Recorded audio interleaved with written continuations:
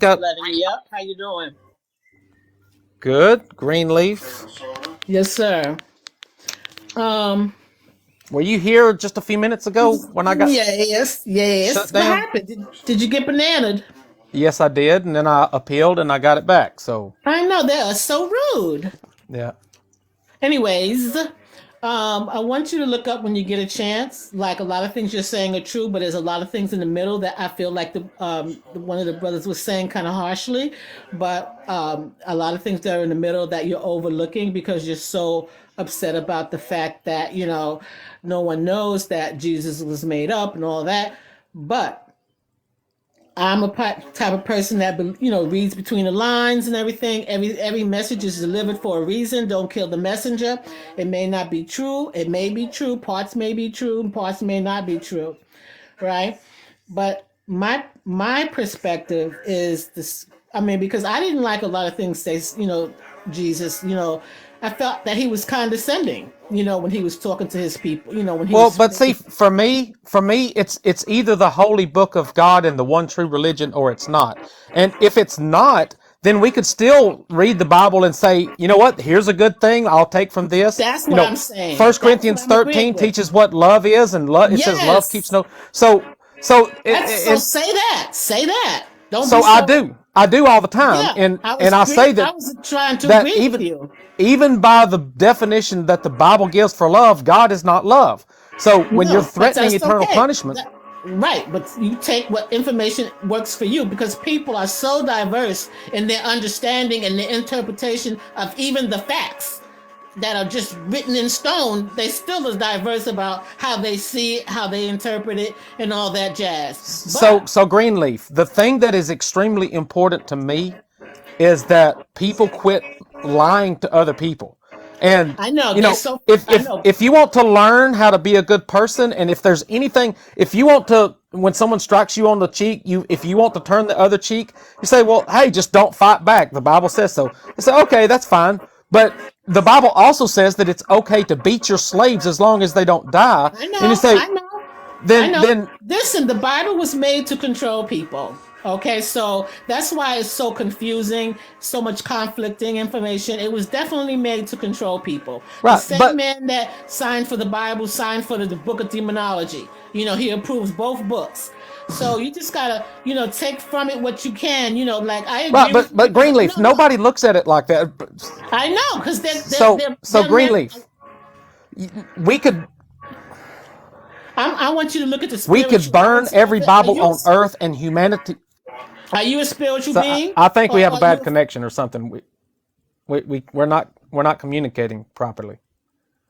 Uh, and so I heard you. You said, "Am I a spiritual being?" No, I'm a fleshly being. I'm made out of blood and flesh and bones and a heart and muscles. There's no spirit. I don't see a spirit. I don't. We don't have a soul or a spirit. And so when people are actually teaching people that your soul lives forever and there's no evidence that supports that, this causes great problems in humanity. Uh, People need to live in reality instead of pushing this life aside and saying this life don't mean anything. All that really matters is where you spend eternity. Well, there is no eternity. There is no evidence of a spirit. Are you back, Stewy? Yeah, you see, that's exactly what I don't know what happened. We got cut off, right?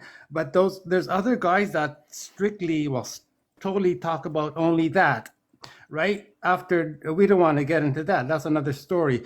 What happens when you die? So it's a complex, right? There's religion versus that. It's okay to tell your kids you're going to go to heaven. That's another story. It's like there's a Santa Claus as they're growing up, right? As they're growing Well, but up. see, I even think it's bad to tell kids that there's a Santa Claus. I don't think lying is ever good. And Yeah, so you can say it's a fun game to play with your kids, but it actually causes problems. When you tell your kids that there's a man who flies around the world and gives presents magically on Christmas, and you actually train them to believe it, then whenever they find out that it's not true, they're brokenhearted. They're like, no, oh my no, goodness, no, my not parents lied really, to me. not really. No, no, they're Yes, they not are. really. Yes, they are. No, Every single no. kid that believes Santa Claus is real, when they find out, they are brokenhearted. Yeah. Yeah. Anyway, the point I wanted to make, Jeff, was that's exactly what I just popped in like 5 minutes ago because we got cut off. But now I noticed you were talking about something else. You're talking about again. I'm following these other people like for since the summer, right? And I was before we got cut off, I was telling people like that. There's not many people, but there is no God. There is no God. There's no freaking guy in the sky that created. And man, how can the people still ask these questions? Where did man come from? Where did man? It's freaking biology, man. We're freaking, what is it? Nitrogen and whatever, and then Well, evolution. and and that's just as hard to believe, though. So, you know, I don't take a hard stance on evolution. I think that there's a lot of evidence that supports evolution, but evolution doesn't even answer the question, where did life and material first come from? It only says that material, life develops and evolves, but it doesn't say where it actually originated. No, yeah. Well, okay. So then you got to go to the next level. This is like hydrogen. It's literally we're talking now about the Big Bang. It's literally science stuff. Hydrogen and I'm not a freaking. I'm just by common sense. We're made of hydrogen and whatever, and we're freaking stardust. That's it. That's all, bro. There's no freaking guy. There's no guy in the sky that made us. Is what I'm saying. But Yeah. that's one side of the like. If we could make let's put that on the left side of your brain or on the right. And now getting back to what I was telling you about, Jeff, was like sometimes I would leave comments in those other guys that would say, "There's no God, there's no God," and I would say, "Yeah, but it's all about religion. It's all about religion." And I would leave comments sometimes. Religion is racism. And you were talking before you went to have dinner.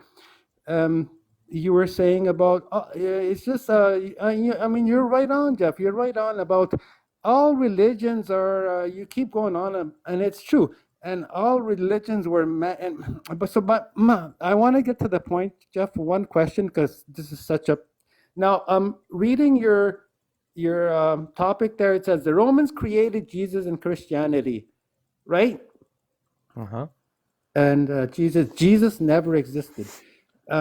And it's like right on. And like again, I didn't know all that stuff that you keep telling about the Romans, with the war with the Jews, right? Right. Etc. But my question, please, what is the equivalent if you were to put another topic, say like in the pink letters, right below what you got or on top? What about this freaking and directed to not in a racist way, eh? But like the freaking Arabs and Allah. There's no freaking Allah. What is that? Well, right. So, How did that? so listen. So, I believe Islam is a false religion too, created by men. Uh, but I was not a Muslim. I was a Christian. So, Right.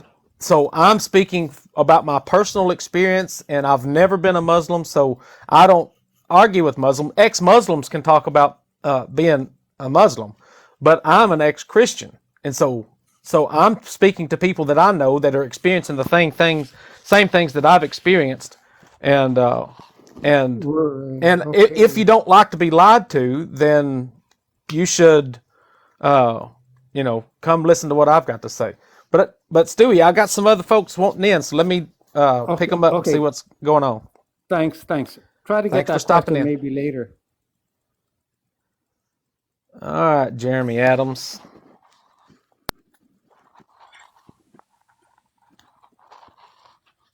So, Hey, Jeremy. so I got a question for you. So, why you hate God so much? What? Why you hate God so much? Well, I don't like to be lied to. No, you don't like And to be the lied to, Bible, huh? if God wrote the Bible, then then God has lied 1,000 times or 1,000,000 times. Making promises that he will answer prayers and that if you're sick, you can go to the elders and they'll lay hands on you and you'll be healed. This doesn't happen. It's a lie. So when they lie, why do you believe things when you know that it's a lie? So what happened in your childhood, your past, that pretty much you walked away? Because it had to have I've been got something a in the lifetime past of or whatever. experiences. It's not so. I've got a lifetime of experiences where God Where has you not prayed ever about something, demonstrated you his didn't existence. get your way, and now you're pouting like a little bitch and crying. Is that what's going on here? Something you didn't get your way, so now you're on here crying to everybody?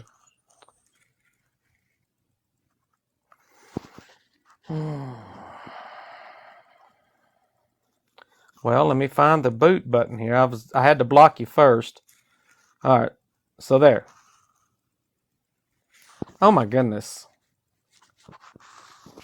Y'all, I need you to double tap the screen. I just got a notification that they're trying to report me. They are mass reporting me, trying to get me shut down. If you don't like the live, then they're going to shut me down. I'm not doing anything wrong. I'm telling facts and evidence that I have found out. I've got a lifetime of experience, and they don't want me to share this information with you.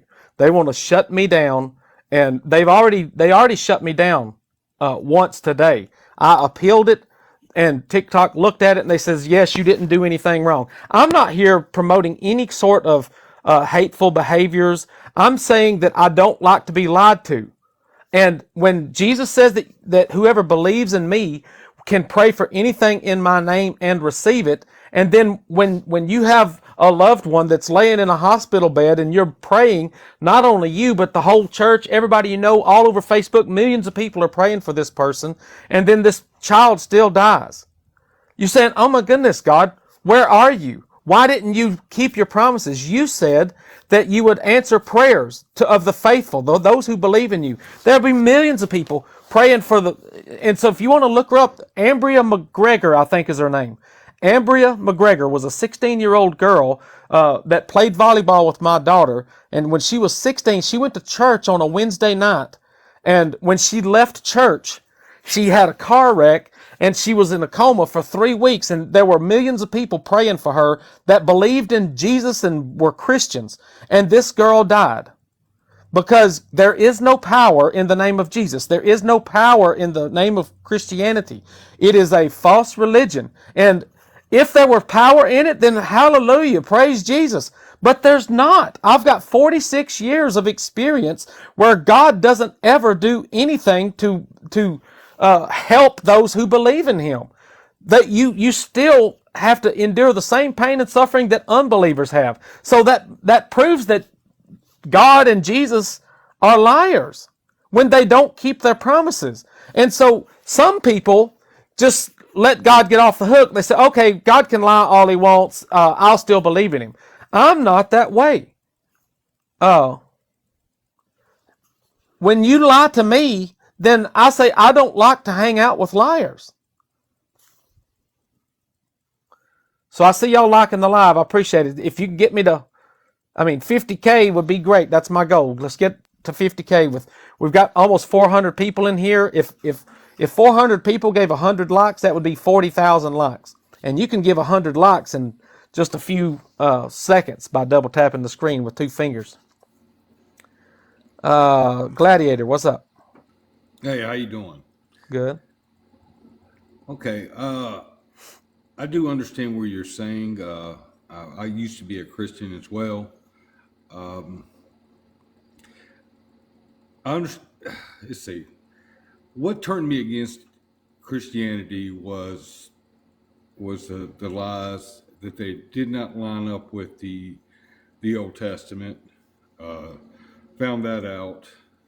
Also found out that all the holidays that we celebrate as Christians are all pagan holidays.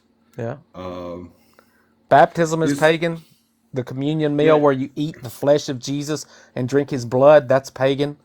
The yeah, Trinity is pagan. So the entire Christian religion is pagan. It was created by the Romans. They were yeah. pagans. Well, as you look back in Greek mythology, they had the same kind of ideals of a man god being born by a virgin, Right. dying for the people, so forth, so on. Yeah. It is, you can look it up now. I see all these comments and so forth.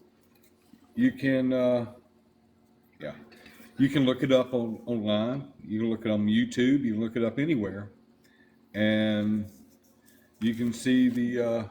Thank you. You can see it for yourself. It's not a lie. It's something that's very true. I do believe in the Torah. I believe that God created. I don't believe in a Big Bang. It's not. So you I believe? don't So think. you believe that virgins, little girls that can't prove that they're a virgin, should be stoned in front of their father at their own father's doorstep? Well, if you look back through history, it doesn't say that they ever did that. Well, It if you is believe in something. the Torah, you have to do that. Well, they said it's never been done. Well, then Okay. nobody believed Also, in the Torah. well, I believe in the Torah. Well, then I if a unmarried girl has premarital sex, then she should be stoned to death. uh, I would have to look at that. I'm not very sure Well, let's about read it. that. Deuteronomy is the Torah. Deuteronomy chapter 22. Okay, Let's read it. go for it. Let's see here. Verse. Uh,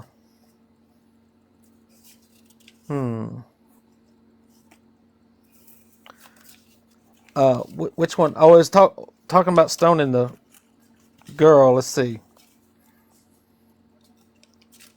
There's a whole bunch of horrible examples to read here in Deuteronomy 22.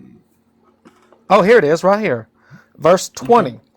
So if, however, the charge is true and no proof of the young woman's virginity can be found, she shall be brought to the door of her father's house, and there the men of the town shall stone her to death. She has done an outrageous thing in Israel by being promiscuous while still in her father's house. You must purge the evil from among you.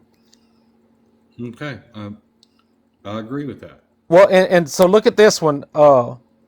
Let's see. Verse 25, same chapter, verse 25. But if out in the country a man happens to meet a young woman who is pledged to be married and rapes her, that's a bad word, so you can't say it. So I hope you can read. Yeah, I got you. I got you. It says, only the man who has done this shall die. Do nothing to the woman.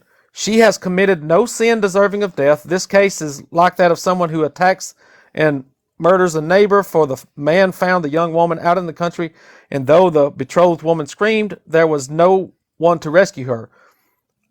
But listen, so if a woman is betrothed to get married to another man, and this other man rape her, well then that Right. man should be stoned to death. But Yes. listen to this, verse 28. If a man happens to meet a virgin who is not pledged to a man, so she's just a unmarried, unbetrothed, young Maybe. virgin girl. So Right. just say it's a 13-year-old girl in your father's house, and she is not pledged to be married, and the man rapes her, and they are discovered. He shall pay her father 50 shekels of silver. He must marry the young woman, for he has violated her. He can never divorce her as long as he lives. So that young girl that's 13 years old living in her father's house, who is not betrothed to get married yet, if a man rapes her, then she is forced to marry her abuser, and she has to live with him for the rest of her life. She don't even get a say so. The evil man in the party, he just has to pay 50 shekels of silver to essentially buy a man's daughter as his slave. And Listen, well, he never says it's his slave. well, but she didn't have a choice in the matter. She got You got to also raped. understand. You got to also understand the way things were back then. At that time, daughters You can. I mean, So you we're just think having a conversation here. okay, so We're listen. having a conversation here. So what I'm Well, trying but to listen, say Gladiator, is things what were done back then. No, Gladiator, stop. What you're Sure. saying is, if you do you believe in the Torah or not? Of course I do. Well, why are you saying that it was different back then? Are you saying that we shouldn't do these things today? If you're saying we shouldn't do these things today, then you're saying you don't believe in the Torah. No, what I just said was back then, okay, they would take their children and have a person come in who was interested and they would give money for their daughters, okay, But this is not that situation. This is a and man who just rape a little girl. I understand that. I do. Well, it doesn't say a little girl. It just says a virgin. Well, if she That's is what it in her says. father's house and she's not even betrothed to be married, then Well, it's most not like likely it is this is going to be today. a little girl. No, you see, you're thinking about It like it even is calls today. her a That's not young. It a even young. calls her a Yeah, young girl. right. But it doesn't say for certain. Okay, that's the only thing I'm telling you. Okay, so Uh, Gladiator. So listen, I yes, can't sir. tolerate. Listen, Gladiator. Yes, sir. The Torah says that you should unalive gay people. Okay. Do you believe that? Yes, if the Torah says it, of course I Oh do. my goodness, Gladiator. Listen, this is what makes religious people dangerous to society. This book was Oh, written by men, and it's ancient. It's an ancient writings telling people that they should abuse women, and that men have all the authority and power in the world, and women have no say so, in even over their own life or whether they get abused or not. This is not God's book. This is a book of men, and if you think that it's okay to unalive people just because they uh, decide to have consensual relationships with another adult in their own privacy of their home, then you are a danger to society. I just said I agree with the Torah. Is what I said. Well, okay, then I don't want to talk to you. All right, Skyrider, what's up? Let's let Skyrider in.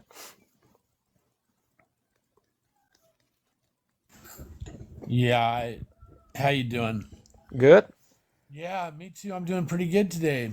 But yeah, I just don't see how anyone in their right mind, Christian or not, who can agree with any of that.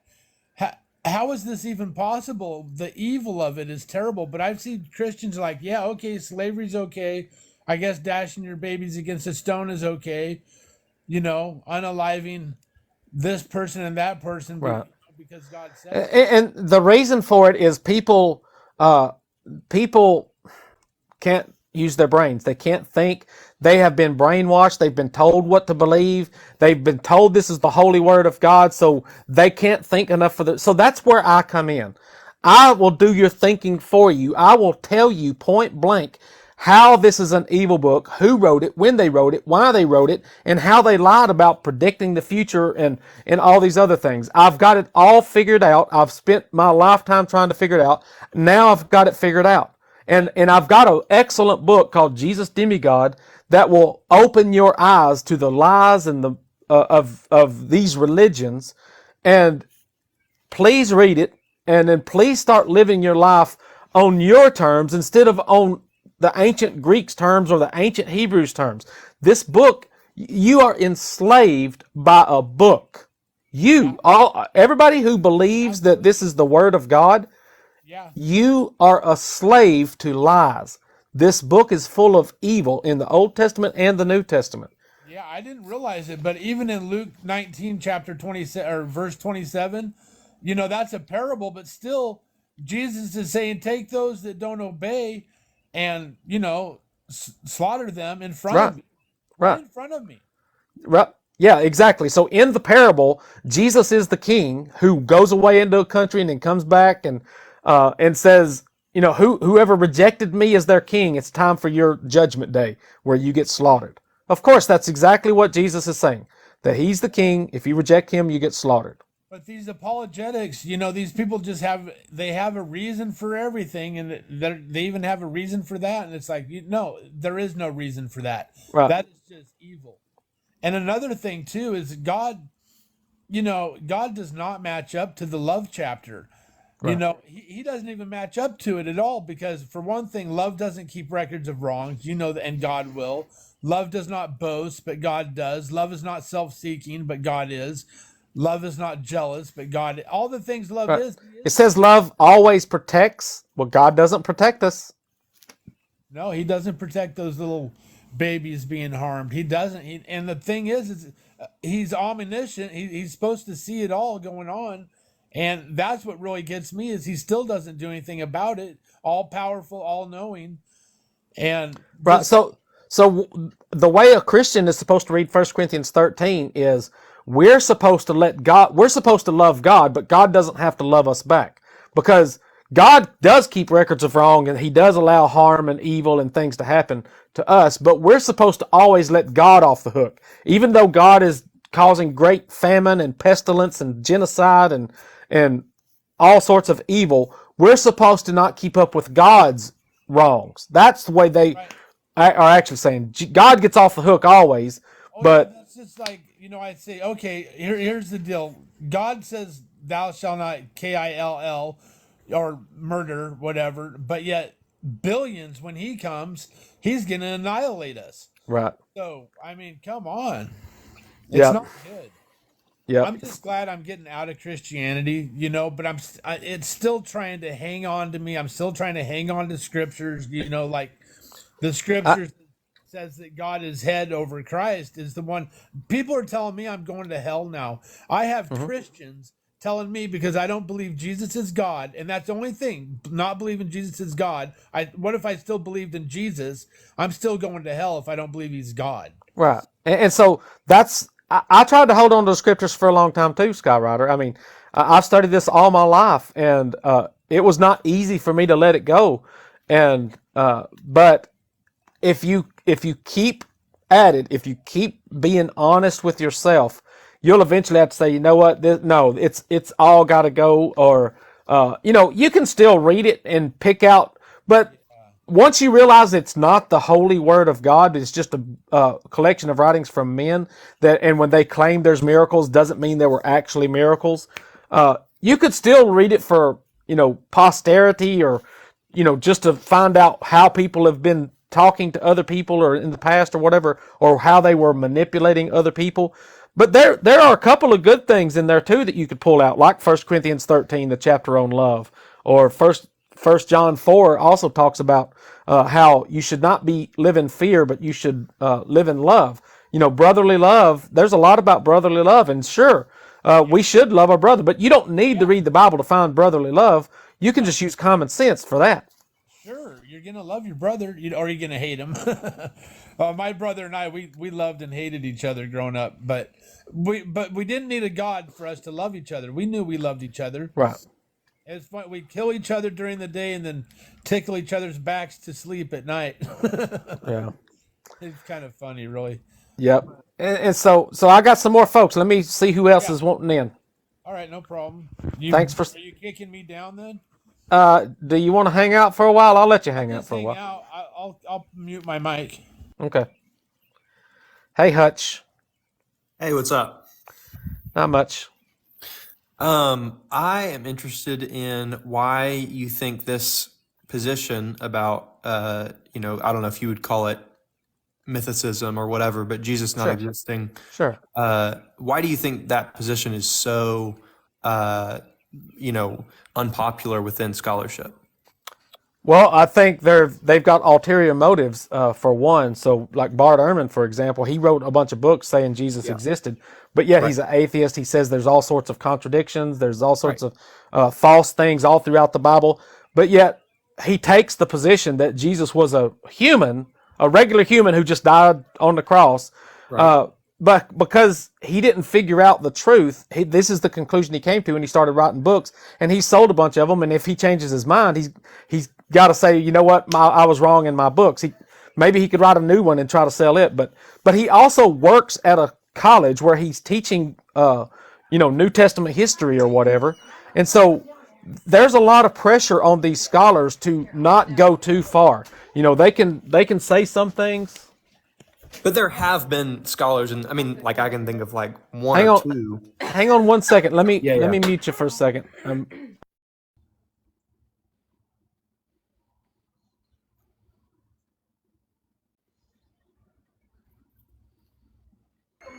All right, my crew wanted to find out how many girls I've kissed.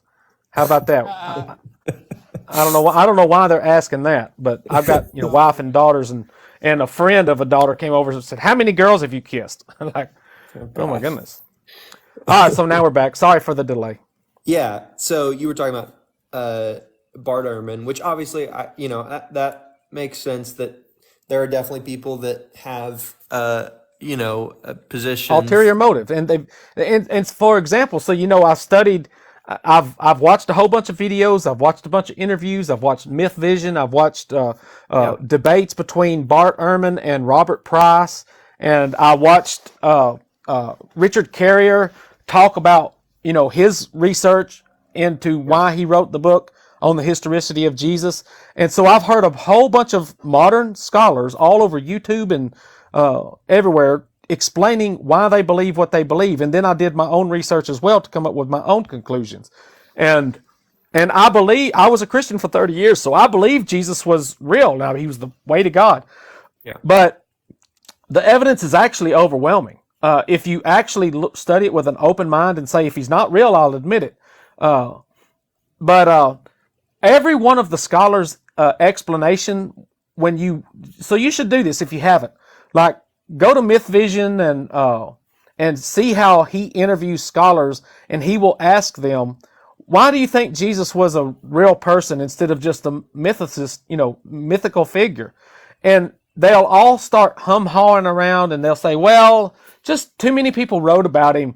But they said, did anybody who wrote about him actually witness him, know him personally? They said, no, all the writings of Jesus were, maybe even 100 years after Jesus was gone. And so these people were not eyewitnesses, but they, it's so close to the time that it would have happened. We just don't think myths develop within 100 years. Well, of course they do. Of course they can develop. There is something that had to spark the discussion about Jesus, and it was either a real man who performed miracles, or it was something else. And I found the something else that is the true reason why they started talking about Jesus. Have you heard me say that? No, and I'm interested in your argument, but I do think a difference is also the scholars, not obviously there's apologists and things like that are going to claim historicity of, everything in the Gospels or whatever, but talking about just from a scholarly historical position, what they're ultimately claiming is fairly mundane. They're claiming that there was a revolutionary figure in, Roman occupied Jerusalem or whatever that was crucified. And that's not, maybe you disagree, but besides Jesus, we have other revolutionary figures who had a following, who had, uprisings, who were then crucified. It's not I think part of it is the fact that, yes, there's writings, but another part of it is when you're trying to establish probability, it's not it's a pretty mundane claim at the root of it. So what they are claiming, what Bart Ehrman is saying is that Christianity is false and it's just mythology. But he's saying there was probably a human that was behind the stories. Yeah, that's what I'm talking about. But that still means that Christianity is false, and that's really all that So you could say that I agree with the scholars that Christianity is false. We just disagree that Jesus was a historical figure, because I think my argumentation and evidence is far superior to them saying, well, people 100 years later wrote about him, so it was probably a real person that they, created legends around. There's nothing that even suggests that Jesus was a regular human. Everything that was ever written about Jesus was that he was a superhero, that he was a miracle worker, that he could raise other people from the dead, he could raise himself from the dead. So for them to claim that Jesus was a regular human, you say, if Jesus was truly a regular human who didn't work any miracles, why would they attribute all these miracles to him? And who was attributing the miracles to him? Because the Jews were being destroyed in war. The Jews were not creating a new religion. That's absolutely laughable to think that the Jews were creating this. I agree. So one go ahead. One part of this is, and I'm sure you've written your book, so I'm sure you've read some of this stuff. But we have other, ancient Greco-Roman biographies from before the first century, from after the first century, around contemporary of the time we're talking about, where we have historical figures where, again, most of academia is in consensus that these figures existed. You have, what's his name, Plato. You have, all these philosophers. You have but see, there's people that there are people that debate whether Plato or Socrates was a real person, and see, it doesn't even matter. The far minority of scholarship. I think their positions are not taken very seriously. But the point is, we have historical figures where a lot of the writings we have about them include miracles. There's a lot of Roman figures where we're pretty sure they existed, but they have miraculous claims associated with them. And the process of history is establishing what the historical kernel of it is. So it's not, I don't think you can wipe away any writing that has any. So I'm doing the same thing. I'm looking at the story that is told in the New Testament, and I'm looking for the actual historical kernel. And so there is a historical kernel to the New Testament. But it's not a person that was a miracle worker. It was a war between the Romans and the Jews. That is the historical relevant part and the reason the Christianity was created, because the Romans and the Jews were fighting against each other in war. The reason they were fighting is because the Jews thought that God was going to liberate them from the Roman Empire. And the Romans said, sorry, we're more powerful than your God. And to prove it, we're going to create a religion and replace your religion with it. We'll destroy your temple, we'll destroy your city, and we'll destroy your religion. And we're going to replace it with a Jewish Messiah that just came and that you unalived your own Messiah. And we'll sit back and mock you and say that your God rejected the Jews and now he goes to the Gentiles. So that's interesting. I mean, I understand the position, but it feels like there was a little bit of a leap there to I agree that the Gospels are often dated, past the war in 70 AD and CE, whatever.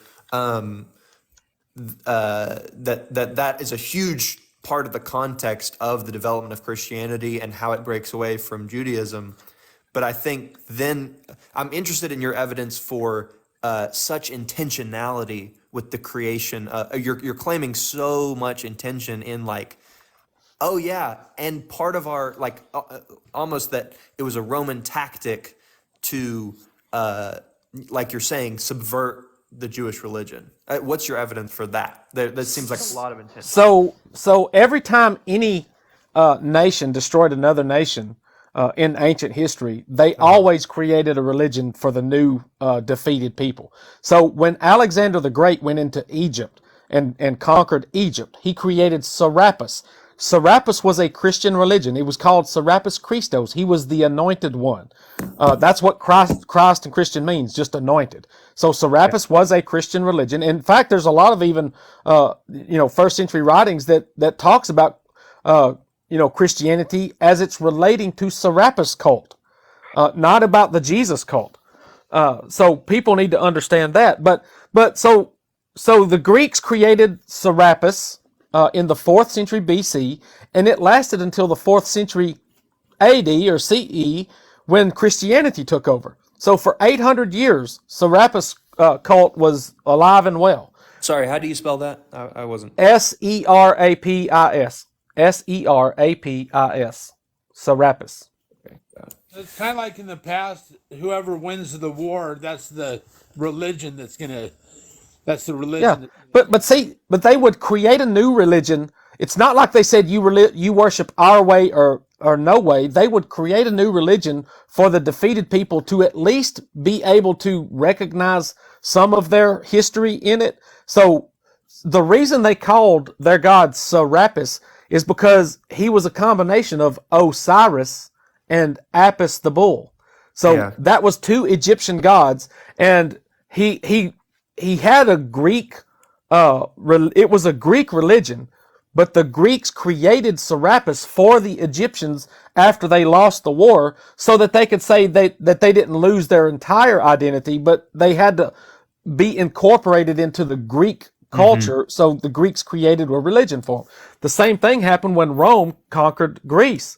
So when Rome in the 1st century BC conquered Greece, they changed their gods. So the Greek god was Zeus, Hermes, and Hades and Poseidon. Well, the Romans decided to keep all the same gods, but they changed all their names because they were the new sheriff in town. And so they changed their names to Jupiter and Mercury and Venus and our planets, you know. So, so the same thing happened in the 1st century AD when the Romans conquered the Jews. They created a combination religion that was compliant with the Greek culture, but would pull from the Jewish heritage. So this is why they quoted the Hebrew scriptures, but yet they misquoted everything. They misapplied everything. Isaiah 7:14 is not about a future Messiah being born Right. to a sexless birth. But even I mean, there were contemporary rabbis around that time that would.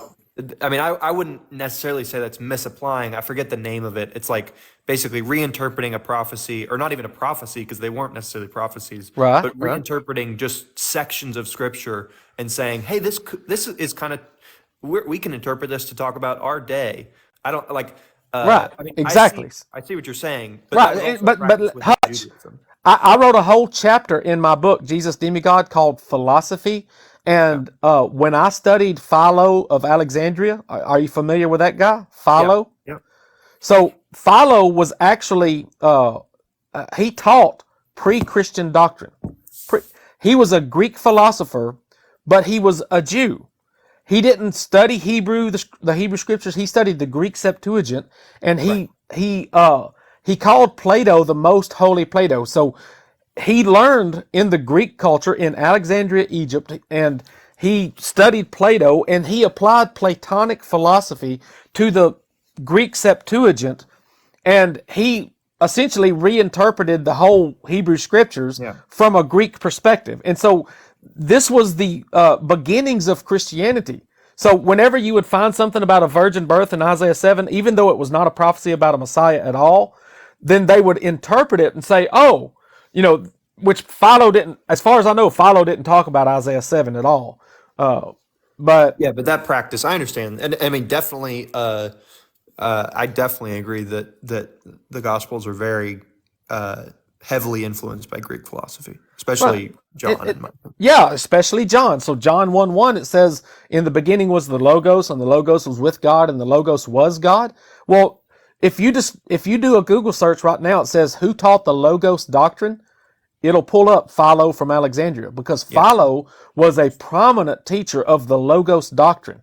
And what he did is, when God spoke the world into existence in Genesis chapter 1, he talks about the Logos. And just like the Greeks, love is a different God, war is a different God, the harvest is a different God. And so Word became a God. So all he did was create another God, just like all the Greeks did with all the other attributes of life. And he said that the Word was the most ancient archangelic logos of God that was neither created or uncreated, but was the mediator between God and man. The exact same thing that Jesus was in the New Testament, the mediator between God and man, who was neither created or uncreated. He was the agent of creation. So when God said, let there be light, that was God and the Logos God actually working together. But Right. So I think so I agree with everything you're saying, but I think that is still consistent with an idea of the oral tradition of Jesus and the Gospels being written, like arising out of the context that they came out of. I don't think that's evidence of, Romans reaching in and tampering with something that already exists. So Philo of Alexandria wrote the Logos doctrine in the early 1st century when Jesus was supposed to be alive. So how likely is it that Philo was using his imagination and applying Greek philosophy to the Greek Septuagint, saying that there was an angel, an archangel of God who was the Logos, the Word, the speech of God, who was a mediator between God and man, and yet at the exact same time in his religious center of the world, this man was actually alive on earth at that time. That's not even remotely possible. Yeah, but I don't think people were calling him Logos whenever he was alive. I think that John was written at early second century, and they were using some of those. So who do you think Jesus was? Well, I'm just arguing from a historical position right now. I'm not trying to argue a religious. Okay, but so I'm arguing that they created Jesus out of philosophy, that Philo taught the Logos doctrine, which became Jesus. So all they did was change Logos to Jesus. They literalized philosophy. So they said, oh, you know all that stuff that Philo wrote in the early first century, in the 30s, when you see there was no guy turning the world upside down with miracles in the 30s. But there was but the hypothesis is that there was a revolutionary figure who was crucified, which was not like a abnormal. That's not that's not okay. A crazy thing. So in that case, if Jesus was a Jew who was a revolutionary figure who died, right, not a miracle man, right, who do you think would be responsible for attaching the legends to this guy? And would the Roman Empire eventually accept these legends that somebody else applied to a failed Jewish rebel? So I mean, this also, I'm interested in your arguments, kind of interpretation of this, because I think it kind of doesn't work. Basically, so oral tradition builds and builds and builds until however you want to date the Gospels. Well, but oral tradition, you mean by the Jews? Because it's important who is carrying this tradition. I think initially close followers of Jesus very, very quickly became a primarily Gentile religion into the beginning of the second century, where it was almost like where it was majority a Gentile religion. Well, so no church father was a Jew, right? Not a single church father was ever a Jew. And there's no first century church father. So there's no evidence at all. In fact, it's the whole Christian religion is contradictory to the whole Jewish religion. No Jew ever was a Christian. It was only for Greeks. That's what logic and reason and history says. The Romans are the guys. Huh? Do you believe Paul existed? No. You don't believe Paul was a historical figure? Was there any prophecy at all in the Old Testament of upcoming Messiah? Well, I mean, the evolution of Messianic Judaism was. I mean, it's hard to I don't know. I would say no, Skyrider, because the reason that the first century Jews were expecting a Messiah is not because there was some unfulfilled prophecy that they were waiting on. There's probably a couple that they would point to, but most of it was whenever they were oppressed, they thought God would always show up. Yeah, so it evolved out of the conditions that they were living in. Yeah, it was more just their general mindset that God wants us to be free and independent, and when we're not, that means God's going to send us somebody to liberate us. That's really more about. Who's the other messianic figure? Do you believe that guy existed? Well, I forget what his name was. I don't know who you're talking about. Let me look up his name. Are you talking about Bar Kokhba or John of Giscala or Simon Bar Gora, or because there was a whole bunch of Jewish messiahs or people claiming to be the Messiah like those guys, and I think they were real people because they organized a rebellion, they died, and they stayed dead, and they lost the war. So there was no miracles attached to them. They were just rebel leaders, and they lost the war. Real quick, is Isaiah 53, is that about Israel then? Yes. The suffering servant is Israel. Yeah, okay. And the Isaiah 53 is not even a prediction of the future at all. If you will read it, you will see that everything it says is about something that has already happened. It says, He laid on Him the iniquity of us all. By His stripes we were healed. So the whole thing is past tense, because it's talking about, and if you read the context outside of Isaiah 53, Isaiah 48 says, come out of Babylon, my servant Jacob, my servant Israel. So the whole context is about Babylonian captivity, where Israel was in captivity and Israel was the servant. Yeah, it's just amazing because I mean I never really looked into it too much. I just took that as a prophecy about Jesus, and that's because that's what I was told. Right. I But never what they read. did is what the Greeks, which were the enemies of the Jews, they went back and reinterpreted the Jewish scriptures, and anything that would talk about how God forsook them or God, beat them or God was not pleased with them, they said, "Oh, we'll make this about the Jewish Messiah and say that God, whipped the Jewish Messiah and beat him and crucified him and said, and he was stretched out on the cross and he said, my God, why have you forsaken me?" They said, "This is perfect. We'll make Psalm 22 be about the Jewish Messiah." Yeah, I'm It's a saying, mockery is what it how is it? is. God, why hast thou forsaken me? And my Father is greater than I am. And I pray to my Father. Why do these Christians think I'm going to hell because I don't believe Jesus is God? It doesn't even teach that he's God. Right. It doesn't. Gosh.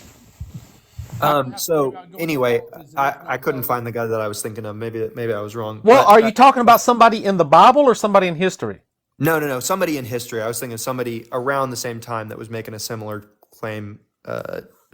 Similar kind of Well, thing. Just a so revolutionary so figure that people came to so revere as the Messiah. there was an interesting figure called Apollinaris of Tyana. You're not talking about Okay. him, are you? Maybe. Let me look him up. So Apollinaris, I don't know that he was. I don't think he was even a Jew or a Messiah. But Apollinaris of Tyana is considered to have done all the same things that Jesus did. Healing people, resurrecting people from the dead, walking on water, all the exact same things that Jesus did. Apollinaris of Tyana did the same things. Yeah. Okay, yeah. And So he was Greek philosopher, same kind of thing. But I mean, people think that he was probably a real figure, and he just has mythic kind of claims surrounding his existence. well, But I don't so think that discredits the fact that he was a historical figure.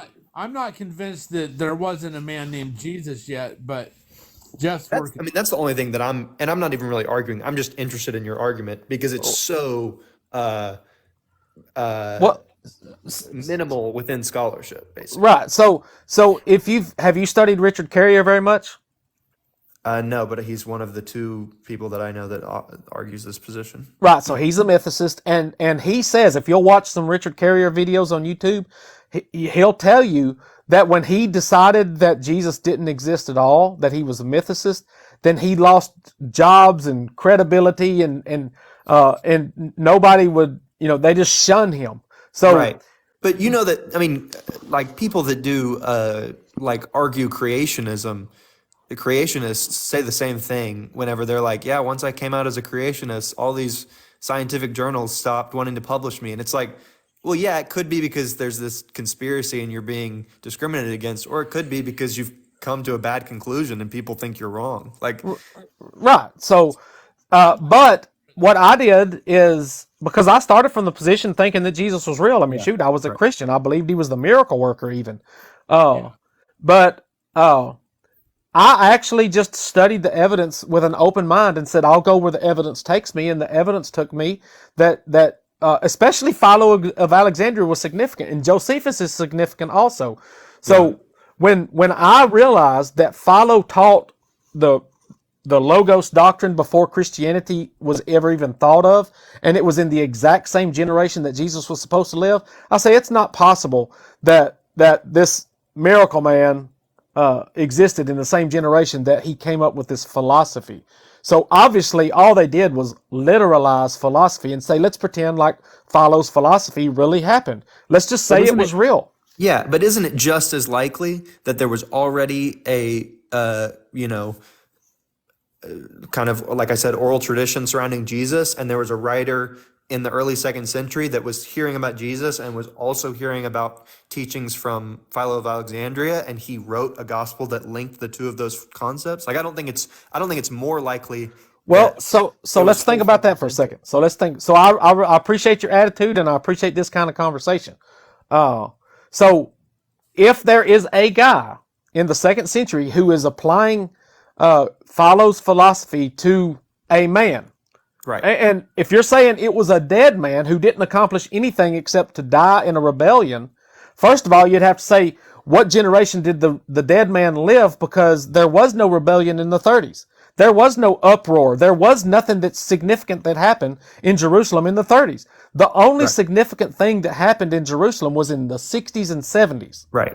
Yeah. And by the way, I'm not claiming, and I don't believe anybody else is either, that there was some sort of semi-successful revolution. I just mean it's not uncommon for Rome to put down revolutionaries before they even become revolutionaries. That Right, was not uncommon. but why would anybody turn this failed rebel into a demigod or God or create a religion around the God? That makes no sense to me. Well, just Why because it's anybody kind would do it? I mean, again, it's a hypothesis, and it's But there has to trying be a establish motive or a reason for probability. it.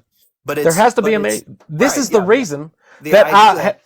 this is the reason why I concluded that he didn't exist at all, because I can't come up with a logical explanation why anybody would try to deify a failed rebel.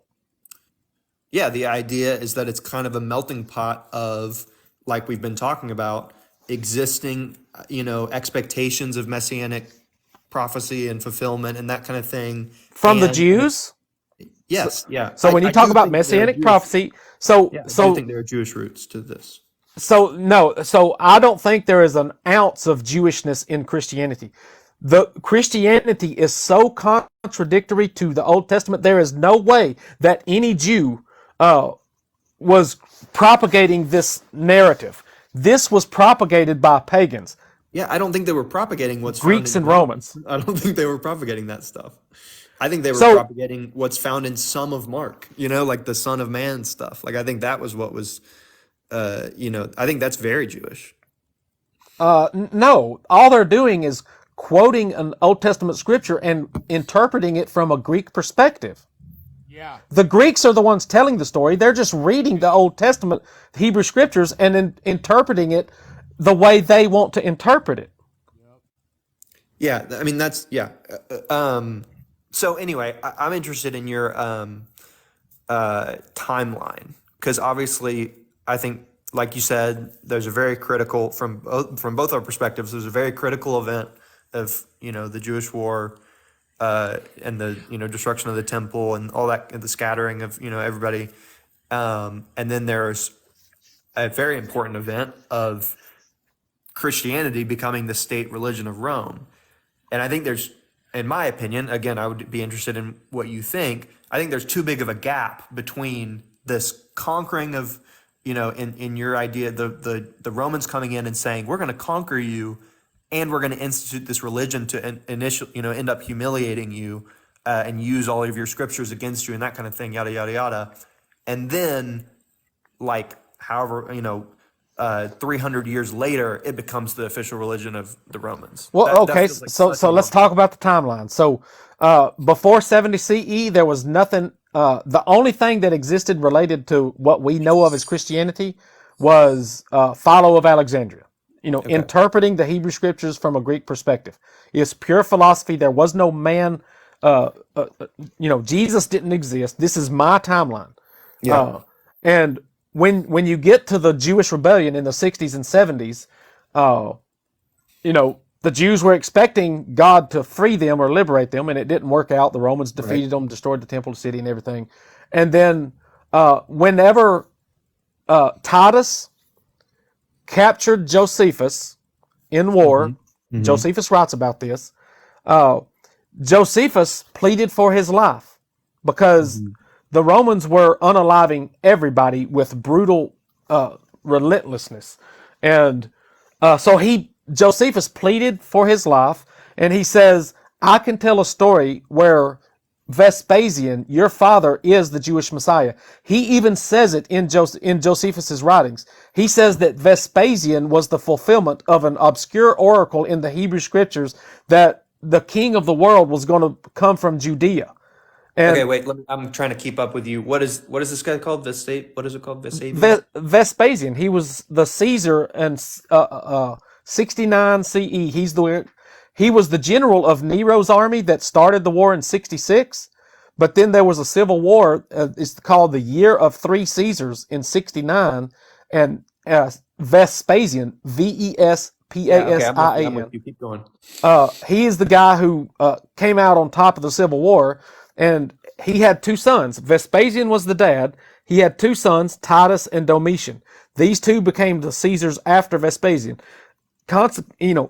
Interestingly enough, you had a God and his son, and then the one who came after, which would be the Holy Spirit. So I believe this is where the concept of the Trinity came from, is because there were only three people in the Flavian dynasty: the Father, the Son, and then the other son who came afterwards.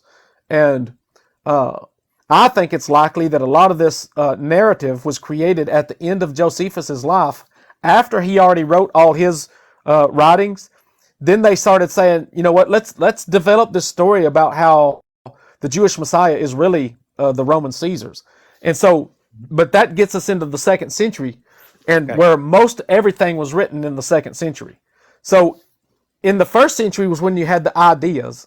The 2nd century is when they were writing the stories, including Paul. Paul was not written in the 50s like people claim.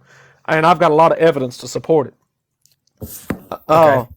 So in the 3rd century, again, you've just Paul, they're inventing a figure named Paul that existed, in the 50s, and writing all of this in the 2nd century. In your view, wait a second. I've got to put a puzzle together just to verify that I'm a real person. What did you say?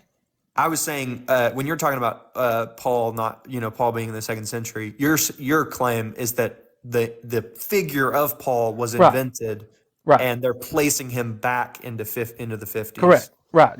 Okay. So Paul was a pen name. It was just right. I think they should have. I don't know why they came up with Paul, but they should have wrote in the name of Peter or something instead of Paul, because this is to me is a mistake.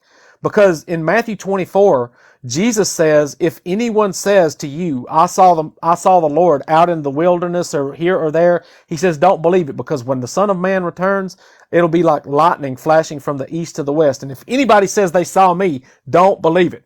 Well, that's exactly what happens. Paul goes and says, "I was out in the wilderness and I saw the Messiah," and Peter and James and John all say, "Oh, well, that's cool." Yeah, but that's part of the reason why people think that Paul's a real person, is because it wouldn't have been very believable. It wouldn't have been not believable, but it wouldn't have been a very likely invention, because they would have invented somebody who was a disciple of Jesus. They wouldn't have invented somebody that had no idea who Jesus was. So I see that possibility, but to me it just looks more like a mistake, because Paul is actually teaching the opposite of Jesus. Paul is teaching that the law has been done away with, but Jesus says, if anyone teaches someone to break the smallest commands, then they're going to be thrown in hell. So I believe what happened is they didn't. It was written for different audiences.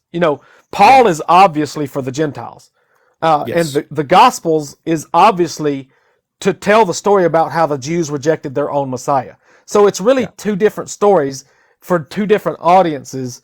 But, when you're the Roman Caesar and you say, believe it or die, it's like you just believe it, You don't ask questions. And most people back then couldn't even read and write anyway.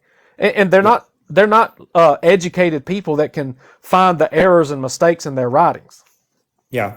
So we're in, I'm assuming, the early 2nd century, when things are, or maybe not. When would you say things are starting to get written? Gospels, maybe. I think the work that Jaron and Matthew have done in their book, Christ Before Jesus, is extremely relevant to this conversation, because, my research was not really geared at pinpointing the date of the writings. Theirs is more geared toward pinpointing the date of the writings. So check out a book. It's only $2.99 right now on Kindle. So it may go up, but right now it's only $2.99. So you should check it out. Christ Before Jesus by Jaron and Matthew. And I'm in the middle of reading it right now. I've talked to them a lot. They're on TikTok, so you can ask them questions. Yeah. So let's just, for the sake of simplicity, say that everything in the New Testament was at least in the development stages in the 2nd century. I don't think that they were complete in the 2nd century. I think they were continuing to develop into the 3rd century, but most of it was being developed in the 2nd century. Yeah. And obviously, of course, we have like fragments, and starting in the early second century, going into the second Well, century. Like obviously there had to be something because we have evidence of it. Or maybe you would disagree with the dating of those fragments. So I think there's a lot of discrepancy. When you said early second century, I don't think we have any early second century. We've got some late second century stuff. P52. I wrote about P52, which is considered the earliest fragment. Right. Yeah, that's what I was referring to. Christ before Jesus has studied and wrote about P52. So P52 is mid to late second century at the earliest. And Okay, you disagree with the dating of P52, basically. well, so no, I think if you look at the scholarship on P52, the scholars are debating and moving the date later instead of earlier. Okay. Oh, but it's still second century. I mean, at the earliest. So Yeah. we're not really arguing that point. It's just is it Yeah. early or No, late. I'm just trying to imagine your timeline. And so the third century, whatever, you've got Justin Martyr. In the first century or second century, you've got Irenaeus. He's the most Right. prominent figure in the second century. The third century is probably Justin Martyr, or maybe Clement of Alexandria or something like that. And so you've got people that are still trying to fine tune the Christian narrative, and I think by the fourth century, Constantine comes along and says, you know what? Not because I believe this is true, but because it's easier for me to manage an empire that only has one religion, and I can say, let's just manipulate and control people through one. And so he just says it's too complicated for all this Serapis and Zeus and Apollo. Let's just narrow it down. And they had been spending 200 years trying to fine-tune Christianity, and it finally got to the point where they said, okay, let's run with this. And then they said, let's start making a whole bunch of copies. And so the fourth century is when Christianity really takes off. It took 200 years to develop it, and it was originated out of the Roman-Jewish War. So you think these, because obviously we don't have like church fathers or people really writing, besides when people date the Gospels, but in terms of other people outside of the Bible, we don't have people writing in the first century really, and then we get a fairly, we got a couple people in the early second century and going into the later half and into the third, and in your conception, these people are involved in the they're appointed. So they're appointed. Every one of these church fathers, they were not freelance writers. Yeah. They were appointed to the position. This is the Roman Empire that we're talking about. The Caesars were dictators, and religion was specifically designed to control the populace. And so, before it became the state religion, it would have been like a special ops group saying, you guys work on this religion to control these people, because we had a lot of trouble with these Jews back in the first and second century. My question is, you think they're involved in the deception? They're not bought into this. Would Ignatius believe that this is true? So Ignatius in particular is an outrageous story. So Ignatius is the guy who says, throw me to the lions and I hope they eat every ounce of me. And, this is outrageous. What sane human is going to speak like this? So obviously it is a scam. Nobody would actually say this. So I mean, people do some pretty crazy things, man. I don't know. No. Nobody says, please throw me to the lions and I hope they eat me completely up. And I want to, glorify my Lord by being eaten by lions. Very early on, martyrdom became a sign of almost God's favor. It was like if you could get martyred, that was like the best thing that could happen to you. Right. And so think about this. Who would try to push the narrative that that God approves of martyrs? The people that don't care if you're dying while they're leading the world, and they don't care if you die for your Lord. Yeah. And when you go to war, and especially see the Christian narrative is saying that Judaism is over. All Christianity is saying is that Judaism has finished. Right. And the fulfillment of and so the only people that were dying for their faith were actually the Jews. The Jews were really dying for their faith. But Christianity was in development. Nobody was dying because they believed stuff, but they saw the Jews dying for their faith, and they said, "Oh my goodness, these guys really believe this stuff. They're really dying for their faith. They're fighting." They weren't saying, "Throw me to the lions and just eat me all up." They were actually standing on the wall, shooting their bows and arrows and throwing their rocks and saying, "I'll never surrender." Yeah. Yeah. Oh, and so they admired that. The Romans admired the Jews, and Josephus talks about this too. He's like, "My goodness, these guys they're insane, but look how much they believe in their God." Oh, Right. and so they admired that. So what they did is they exalted this idea of dying for your faith. And what better way than to start a religion than to convince people that all the people that started the religion, the apostles and Jesus himself, they all disappeared from history because of their faith. Because the truth is, in my perspective, they never even existed. But you had to come up with some reason that they all died before any church father, even Clement of Rome, which is probably the earliest church father, and he was in Rome, right where Peter and Paul supposedly died, and he never even met Peter or Paul. Yeah. Yeah, I definitely, I could, I see where you're coming from. I guess it's just hard. I don't think I'm as cynical as you are with the whole, religion is, I think there's good evidence in anthropology that religion can develop naturally. I don't think it's always, some sort of instrument. So wait. So what do you mean? To me, either there was a miracle man who really resurrected from the dead in the 30s, or somebody lied. That's the only two options. Either it really happened, or somebody lied.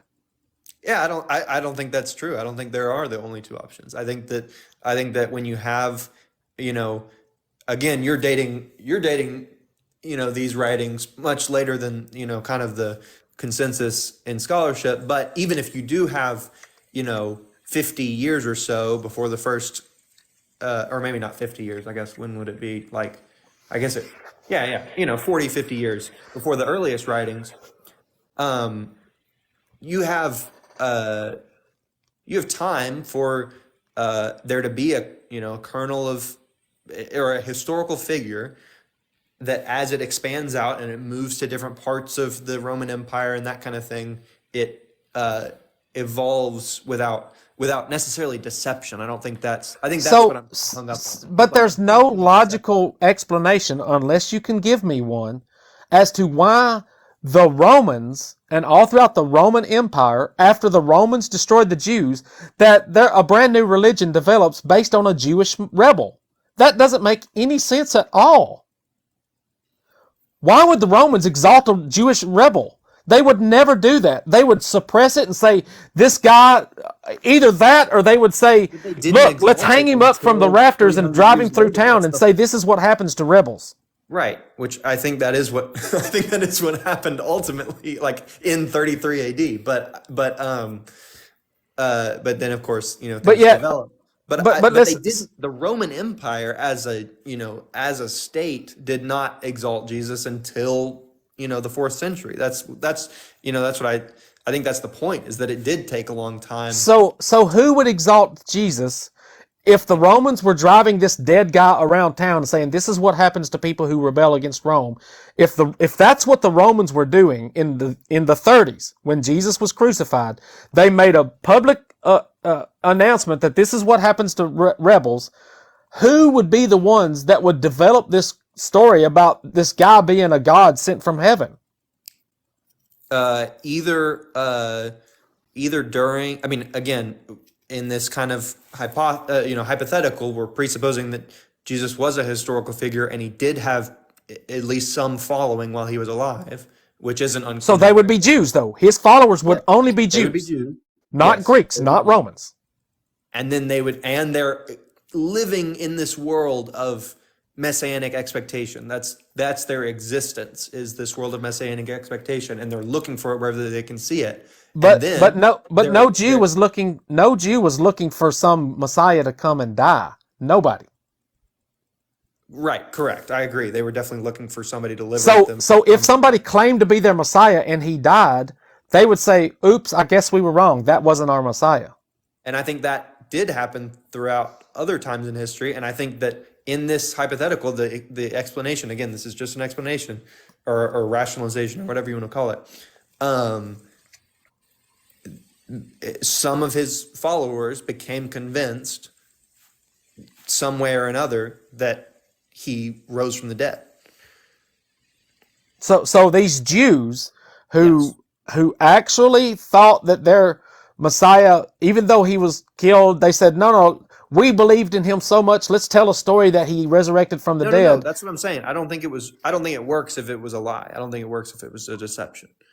I think there was a core group of people who were convinced, and I think that I was reading something earlier about when we're talking about more Greek philosophy, the idea of the spirit and being separate from the body and that kind of thing was this whole that wasn't present as much within this Jewish context. And if they saw somebody or thought they saw somebody after they were dead, it meant that they were resurrected from the dead. Like there was no they wouldn't have thought they'd seen a ghost, they would have thought they would have seen him.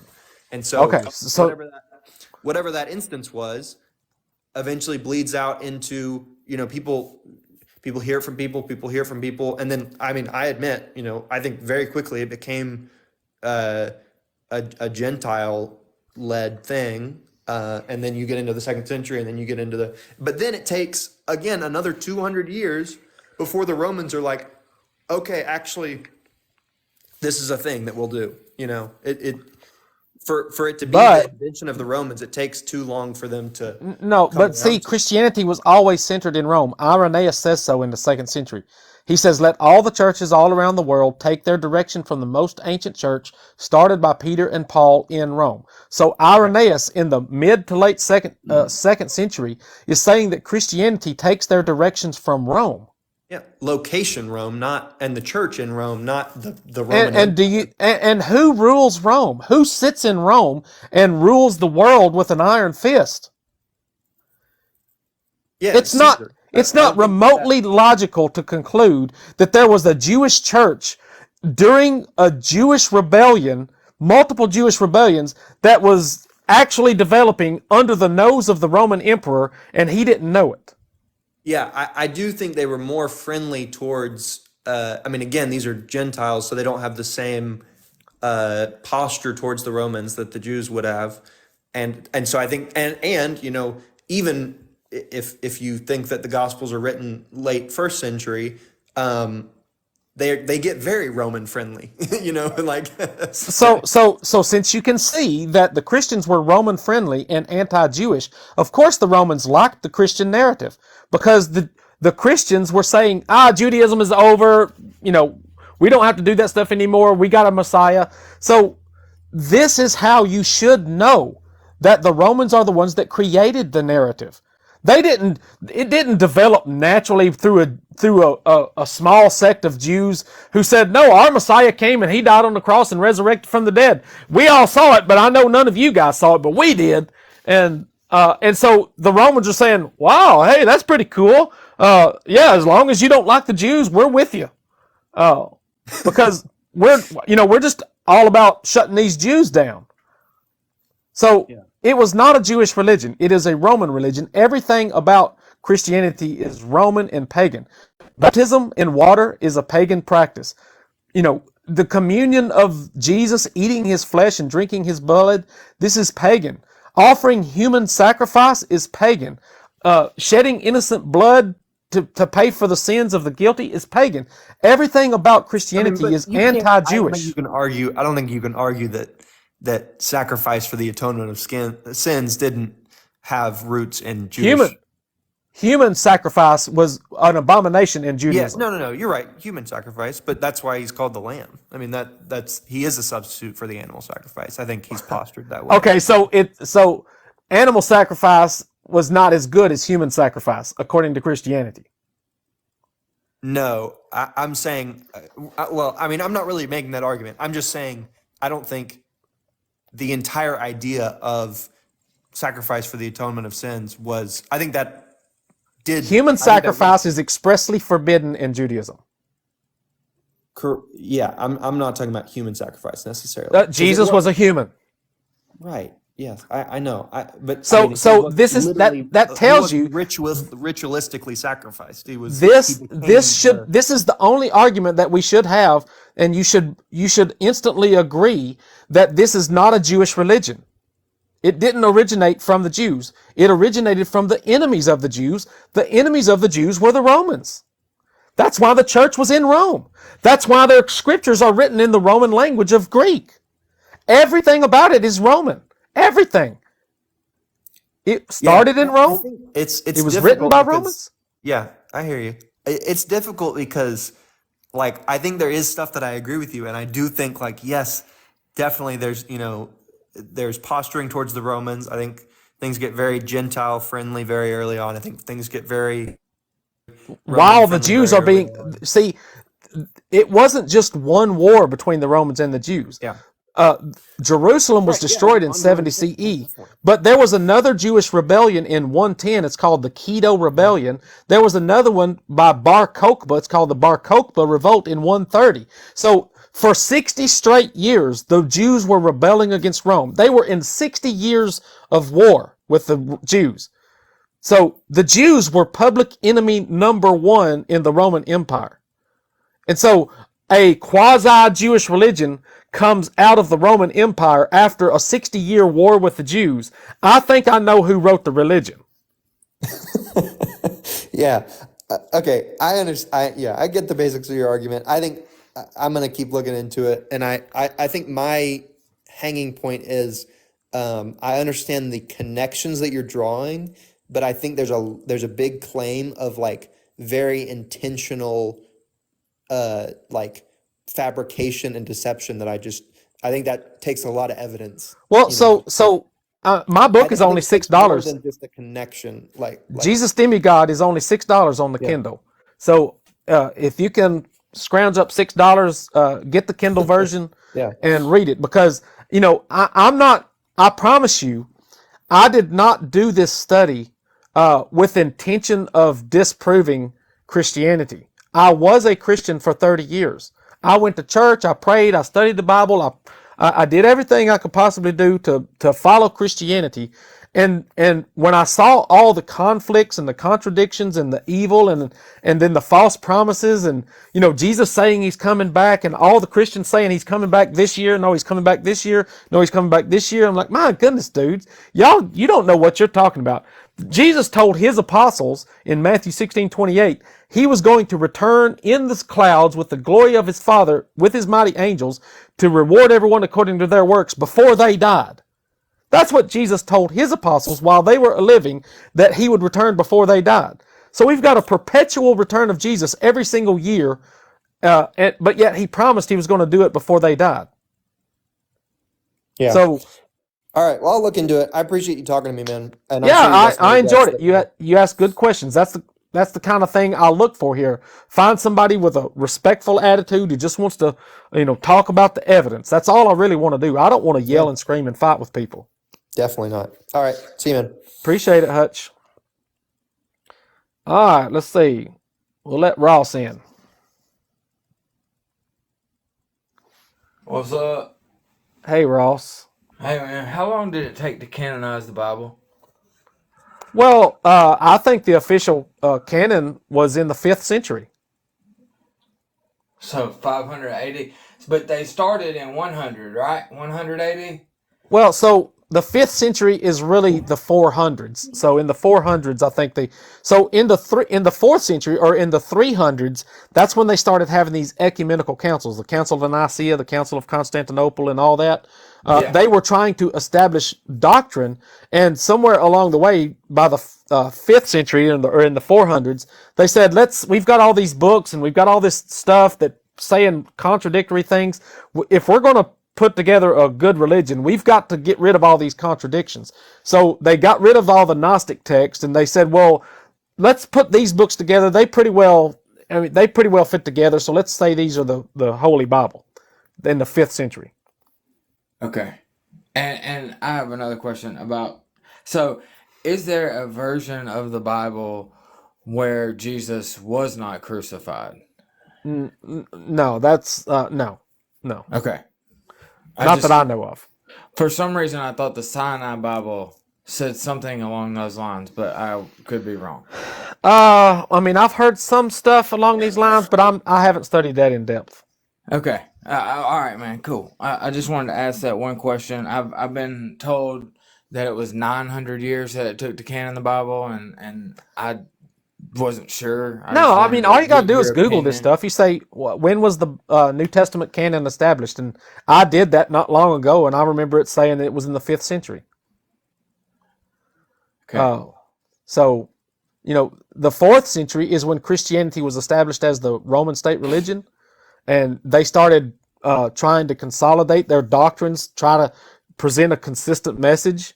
And these were not inspired by God, man. These were men saying, let's try to tell a consistent story so we can have a good religion.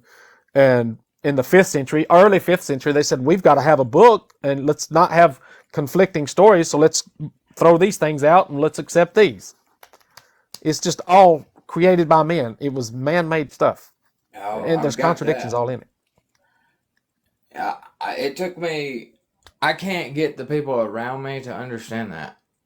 Like, it doesn't matter how. Like, I give them the author of the dang book, and I'm like, it's written by Mark. I mean, Well, so there's no evidence that Mark was written by Mark. okay, but you see what I'm saying?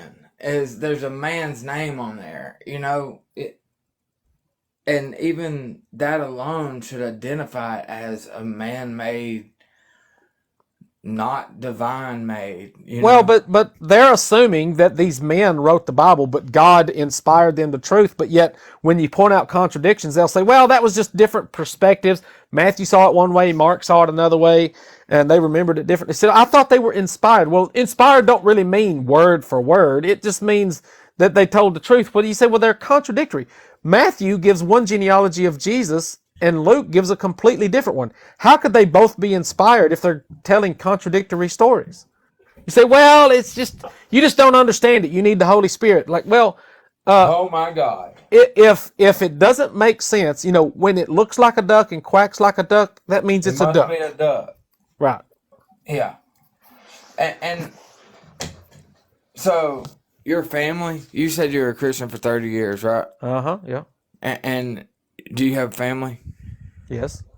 So did you convince them overnight that that this is not what you're doing anymore? Well, no. So, I mean, I have not set my kids around the table and said, hey kids, this is the new way to go. When I stopped going to church and, essentially, my wife didn't like to go to church without me. She does still go to church without me sometimes, but she don't nag at me and, tell me I'm going to hell. She knows that I'm a smart person and that I've studied a lot, and she knows if we argue about it, I have some super good points that she can't argue against. So we just don't argue about it. If she wants to go to church, she can go to church. And my youngest kid, she actually, sometimes it's like she gets mad at me because she says, well, you don't even believe in God. Because listen, I used to tell her all the time, because she's the only one in the whole family that has blonde hair and blue eyes. I had brown hair or red hair or dark hair and green eyes. My wife has dark hair and green eyes, and my other kids have dark hair and green eyes. She has blonde hair and blue eyes. And so I always asked her, said, where'd you get that blonde hair and blue eyes? And she's like, I don't know. I said, God gave it to you. That's what I used to tell her. I said, God gave you the blonde hair and blue eyes. And I told her that 100 times or 1,000 times. And then in the last few years, I've been saying, God don't exist. I mean, I was wrong. God's not here. And so she kind of got mad at me and said, you need to quit lying and saying God's not real, because you've told me all my life that God gave me blonde hair and blue eyes. I'm saying, well, I'm sorry, but it's actually genetics, See, I'm having trouble with that one myself. With I what? got this the transition. You mean Like, from going from a believer to an unbeliever? yeah. I mean, like I've not even wanted to go to the church at all because of the reasons that I have, and everybody else is still like, "Oh, we got to show up, we got to do this," and Well, it's just like, it's tough, Ross. But listen, you're the kind of person that I want to help, because I've gone through this, and listen, I experienced great anxiety. In fact, just October of last year, so it's only what 5 months ago now. I've got videos on my TikTok channel where I'm talking about how I understand why some people unalive themselves. When your world gets rocked so hard that what you thought was true is not true, it's upsetting. And I wanted to go to heaven when I died. I believed heaven was a real place, and I realize now that it's just a scam. It's a manipulation, and it was written by Greek and Roman philosophers for the sole purpose of manipulation and control. They say, "Oh, do you want to go to heaven? Well, then you need to do X, Y, and Z. You need to go to church all the time. You need to pay you need to pay your taxes. You need to pay the church. You need to go." It's like you're trying to earn your way into heaven or something. But I knew a long time ago, but I didn't never admit it to myself, that hell is purely a lie. It is a way to scare people and to manipulate them, and the Bible even says in 1 John 4:18 that there is no fear in love, for whoever, because fear involves torment. But whoever fears has not been perfected in love. You see, I'm motivated by love. As hard as that may be to believe, everything that I have ever done is because love is at the core of it. And I believe that lies are evil. No matter if you're trying to lie for a greater good, I still think a lie should not be told. And so, to talk about heaven and say, well, even if heaven is a lie, it's still a pleasant thought to think about. I'm like, yeah, that's fine, but some people take it a little too far, and it actually causes trouble. The doctrine of heaven can cause a lot of trouble. I mean, it destroys families because they say, hey, I'm not going to stay married to you if we're not going to be together in heaven, And so, and I know somebody personally right now that's going through a divorce because his wife is saying that if you don't believe in Jesus, then I'm just going to divorce you. Like, you're divorcing somebody because they don't believe a 2,000-year-old Greek story is true, and I can show you 1,000 pieces of evidence that it's not true. And you can't show me any that it is, other than you read a book. And I can read a comic, a Spider-Man comic, and say, well, hey, I think Spider-Man is real because the book told me so. But so it actually causes trouble, and it convinces people to say that this life doesn't matter.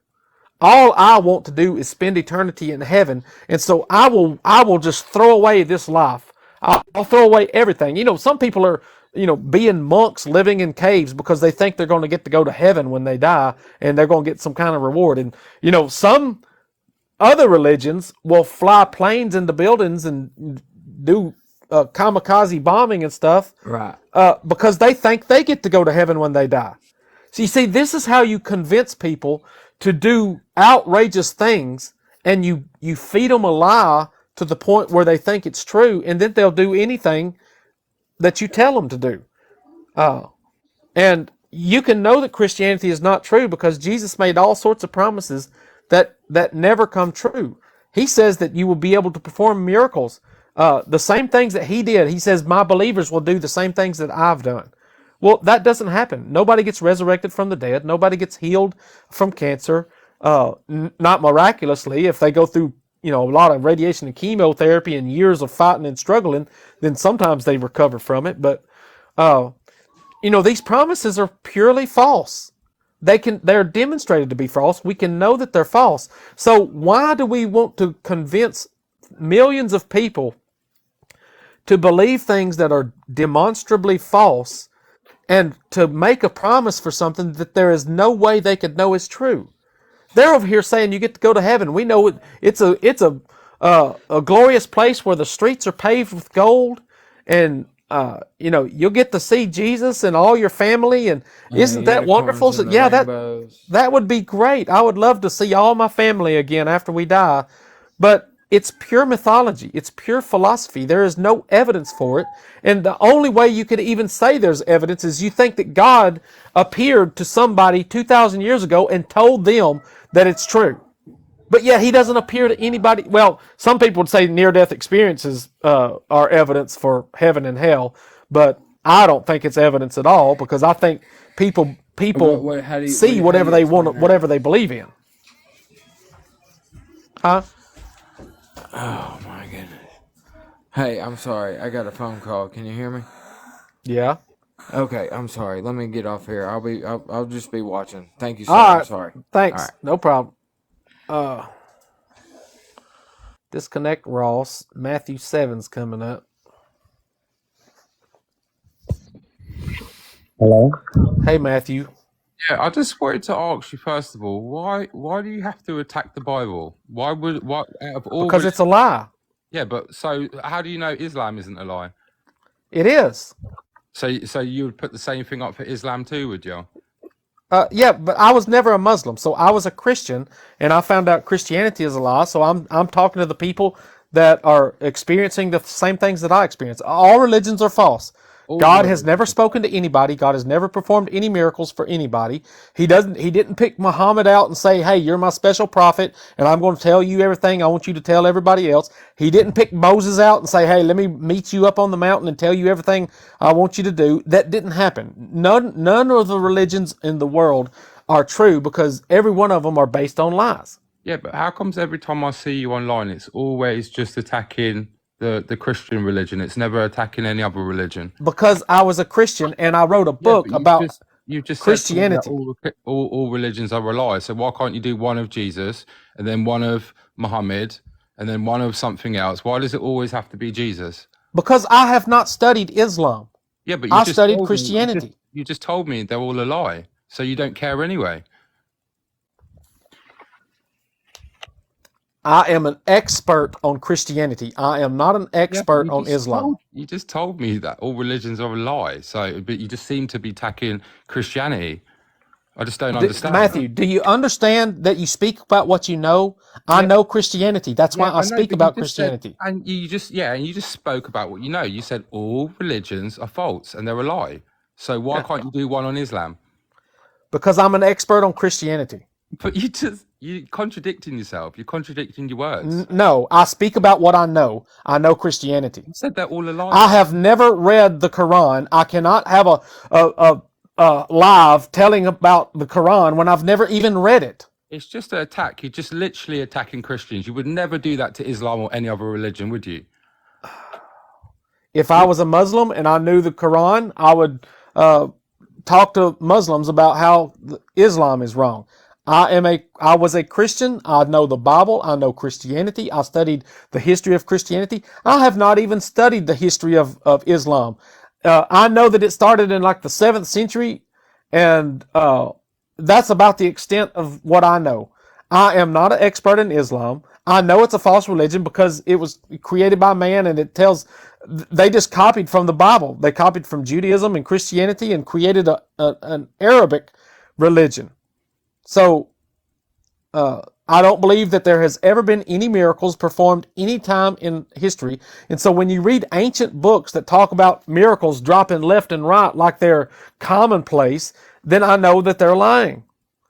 It's not logical to think that God was dropping miracles left and right in ancient history, but all of a sudden, like all throughout our known history, there's no evidence of miracles ever happening. You've got the church that manufactures lies about miracles, but history never documents these miracles. Unbiased people do not document miracles. It's only churches that are generating lies to try to propagate the religion. All right, let's see. Let me see how long I've been on here. I might drop off. It's been almost 2 hours. Let me just look at comments for a second, because I do ignore the comments a lot of times. If there's anybody in the comments that has a question, then I'm going to focus on comments for a little bit. See, people saying miracles happen every day of the week. Well, then there's nothing significant, and it doesn't testify to Jesus. So if there's miracles if I'm a miracle, then how does my existence testify that Jesus is the source of the miracle? So when you're saying that every child who's ever born is a miracle, then that doesn't testify to Christianity at all. I mean, if you're saying that this is evidence that God exists, then sure, then you can argue that that life itself supports God. But if you get in a debate with a scientist, an evolutionist, you're probably going to lose the debate because they've got far more evidence than you do.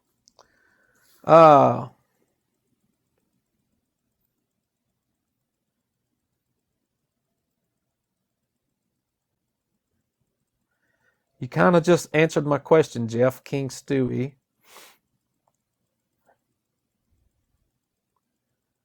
Dean Volcano. The way I can say Islam is wrong is because it says that whoever doesn't believe it is going to go to hell, and all religions that say that. And when they're making claims for miracles, I've studied Islam enough to know that it's false. And when it's talking about people being mercilessly tortured in hell for all eternity, I know it's false. Yes, Golf Pro, all mediums are fake. Yes, they are scam artists. Russian allies, I'm not sure if the moon landing was fake or not. Right now, I think it happened. Are there any writings from Paul 2 years after Jesus? No, absolutely not. Absolutely not.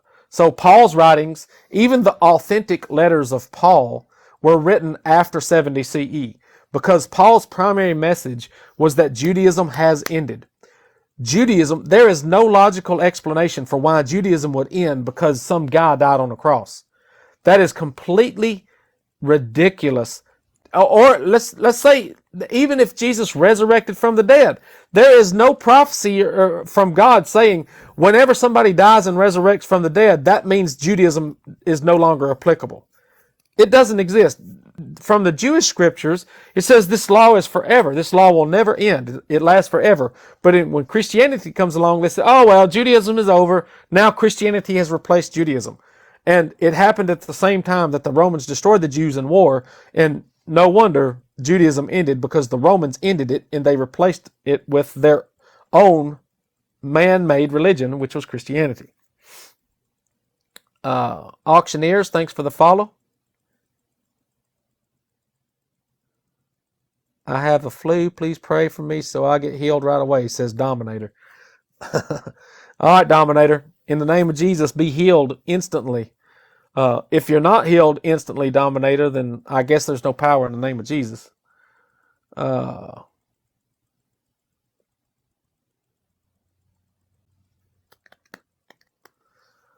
did I kick you? Because you said the same thing over and over, Matthew. You didn't want to have a conversation. You just wanted to cry about why I'm not talking about Islam instead of Christianity. So I talk about Christianity because I'm an expert on Christianity. I am one of the world's foremost experts on Christianity. Believe it or not, I know as much about Christianity as any scholar. And my conclusions about Christianity are more consistent than scholars' conclusions about Christianity. Even Richard Carrier is right that Jesus was a mythical character, but Richard Carrier got his panties in a wad when Joseph Atwell wrote Caesar's Messiah, and Joseph Atwell was not technically a scholar, and so the scholars want to poo-poo Joseph Atwell's work, but yet I think Joseph Atwell has done a better job than the scholars. And I came up with my conclusions independently of Joseph Atwell and Caesar's Messiah, but we came to the same conclusions.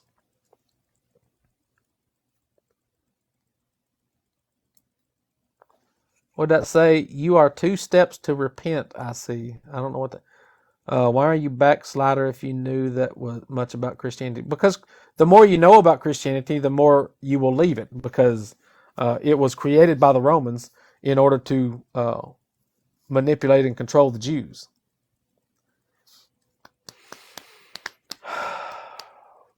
Thanks for the roses, Truth Seeker. I think I'm going to shut down, guys.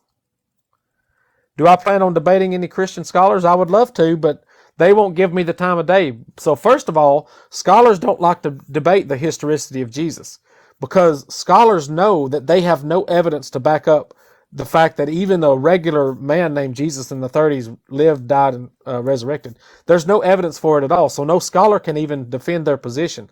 They only say, well, there's too much stuff written about him, but you can write about a mythical character. None of the people who wrote about Jesus were eyewitnesses to Jesus.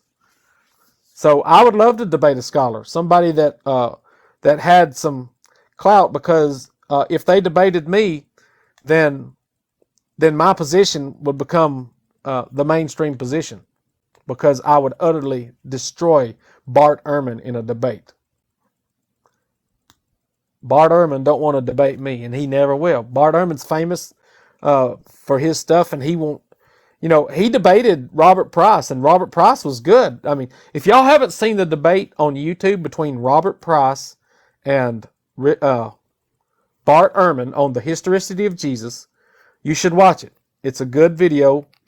And Bart Ehrman thinks he's smart, but he got destroyed. He has no evidence to back up his position.